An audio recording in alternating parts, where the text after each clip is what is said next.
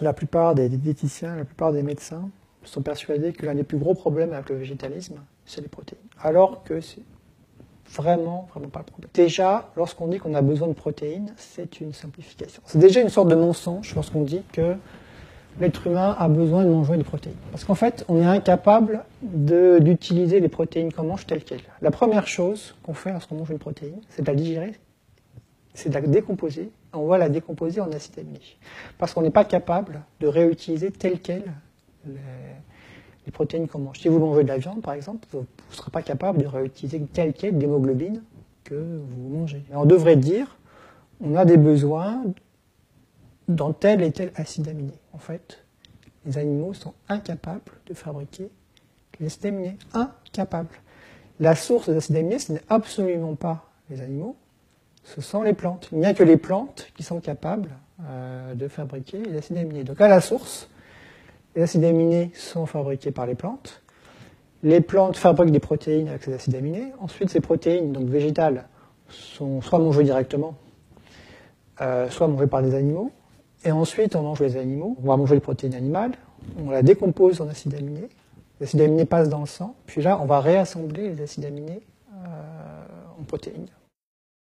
La plupart des médecins pensent qu'il n'y a pas de protéines dans les végétaux. Alors ça vient de l'enseignement en diététique en France. C'est-à-dire que lorsqu'on parle des protéines, on parle du poulet, on parle de la viande, du poisson, du produit laitier, des œufs. Éventuellement, on va parler des légumineuses.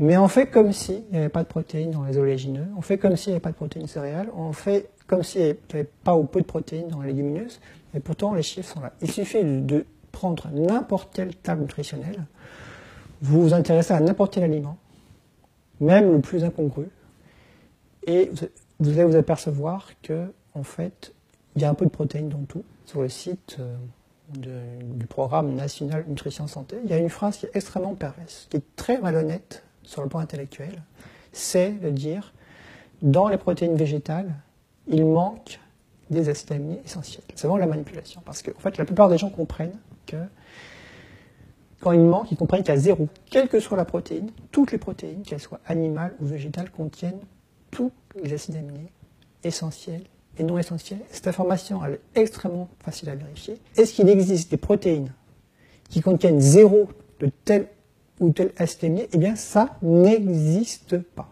Alors du coup, à court d'arguments, on nous dit « Ah oui, mais il n'y a pas beaucoup de lisier ». C'est vrai qu'en général, la proportion des différents acides aminés essentiels dans les protéines animales, c'est proche de la proportion des acides aminés essentiels qu'il y a dans notre propre corps. D'où cette idée qu'elles sont de meilleure qualité. Je vais vous citer des protéines végétales qui sont parfaites, même en utilisant ce critère. Par exemple, le soja.